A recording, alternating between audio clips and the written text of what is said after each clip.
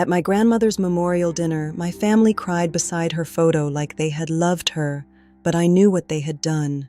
They had dumped her in the cheapest care home they could find, rented out her house, and split the money while pretending it was all for her safety. So when my aunt asked me to say a few words, I stood up, placed Grandma's recorder beside her photo, and pressed play. That was when her voice filled the room and destroyed every liar sitting at that table. Let me tell you how it started. They cried beside her photo like they loved her. My Aunt Claire held a tissue against her eyes, but there were no tears on it. My Uncle Richard stood near the fireplace, telling everyone how much my grandmother had meant. And I sat at the end of the dining table, silent, because I knew the truth. 3 months before that dinner, they had taken my grandmother, Rose Bennett, from her home. They said it was for her safety. They said she needed proper care. But what they really wanted was the house. A beautiful old home on Maple Street, paid off, worth everything. And when she was gone from it, they could rent it out, then sell it, then split the money. But there was one thing they didn't know. Grandma had already recorded everything.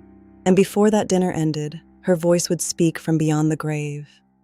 My grandmother's house was not just a house. It smelled like cinnamon and lavender. Every family birthday happened there. Every Christmas morning, every wall had photographs of children who grew up and later forgot who had fed them.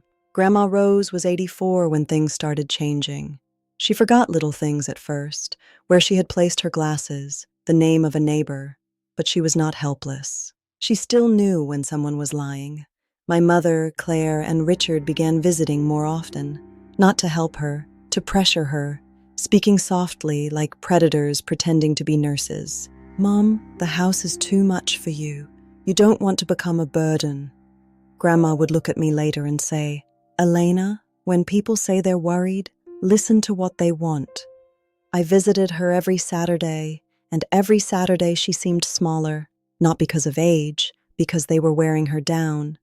Then one afternoon I found her crying. The papers were spread across the kitchen table. Grandma's hand shook as she touched the signature line.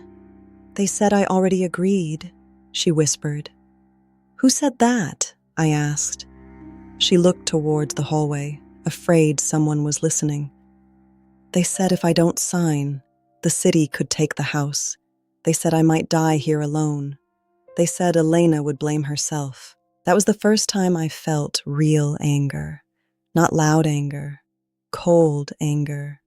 The kind that sits in your stomach and does not move. I took pictures of the papers with my phone. Then I told Grandma not to sign anything. When I called my mother that night, she acted offended. "Elena, you're being dramatic," she said. "We're trying to protect her." "Then why does the document give Uncle Richard control of the rental income?" She said, "You don't understand adult responsibilities." Grandma was not confused about everything. The next Saturday, she handed me a small digital voice recorder. "I bought it from the pharmacy," she said. "The young man showed me how." "Grandma, why?" She looked at me with eyes that were tired but sharp. Because when people steal from old women, they usually expect them to forget. And for 6 weeks, she recorded the truth. They moved her on a Tuesday. I was not told until after it happened. The care home was called Green Meadows, but there was nothing green about it. The hallway smelled like bleach. Grandma was in room 14, one small bed, one metal chair, a window facing a brick wall. Her suitcase sat unopened in the corner. When she saw me, she smiled like she had been waiting all day for one kind face. I sat beside her and took her hand. "I'm here." She squeezed my fingers. "They took my house keys." That same evening, my Aunt Claire posted on Facebook, "Hardest day of our lives. Family means making painful choices with love." Meanwhile, Grandma was eating cold mashed potatoes from a plastic tray. The rent listing described Grandma's house as a charming family property in a desirable neighborhood. They used photos from last Christmas. In one picture, I could still see Grandma's knitted blanket on the sofa.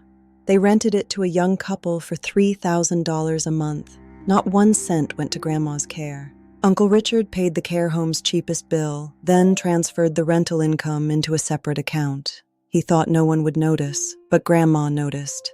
On one recording, her voice was calm. Today is March 4th. Richard told me the rent was for my care, but I heard Claire say they would split it 3 ways. Another recording. March 18th. They told me I'm confused. I am old, but I am not stupid. I listened in my car, gripping the wheel until my fingers hurt. Do not fight them yet, Grandma told me. Why? I asked. Because greedy people are careful when they think they are being watched. Let them feel safe. 2 weeks before she died, she asked me to take her somewhere. I found the blue folder hidden beneath old sewing patterns in her bedside drawer. I drove her to Mr. Alvarez, a retired attorney. He greeted her gently. Rose, are you still certain? Grandma sat straighter, more certain than ever. She created a trust. After her death, the house would no longer pass to her children. It would fund legal aid for elderly people exploited by their own families. I was named executor. Grandma, they're going to hate me. She touched my cheek. No, sweetheart, they already do. They just hide it when they need something. The last time I saw her alive, it was raining. She ate 3 spoonfuls of soup, then pushed it away. I'm tired, Elena. I tried to smile. Then rest. She asked me to open the sealed envelope only after the funeral. Promise me, I promised. Then she whispered, when they perform grief, let them finish the show. She died 4 days later. My mother called at 8:20 in the morning. Her voice was strangely controlled. Grandma passed. We're planning a memorial dinner, family only. The memorial dinner was at Aunt Claire's. Richard gave the first speech. Everything we did to protect her dignity. My mother dabbed her dry eyes. They lied beautifully. Claire turned to me. Elena, would you like to say something? I stood slowly. I do, I said. I reached into my bag and took out the silver recorder. Actually, Grandma wanted to say something. I pressed play. For 1 second, only static. Then Grandma's voice filled the room. Marianne, Claire, Richard, you told me the house was dangerous, but what you wanted was the rent. You told me Elena was manipulating me. That was a lie. Richard slammed his glass.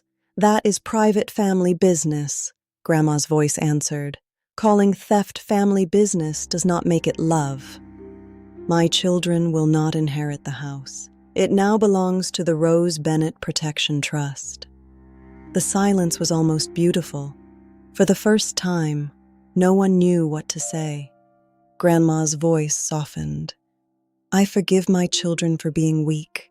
I do not forgive them for being cruel. My mother started crying then. Real tears, but they were for the house. The house was converted into housing for exploited seniors. The first woman moved in 6 months later, Mrs. Harlow. When I gave her the keys, she cried on the porch. My family never forgave me, but the house never belonged to them. Grandma had made sure the truth outlived her. Revenge doesn't look like shouting. It sounds like an old woman's voice, playing in a silent room. While everyone who betrayed her finally understands, she remembered everything. She left them with nothing except the truth.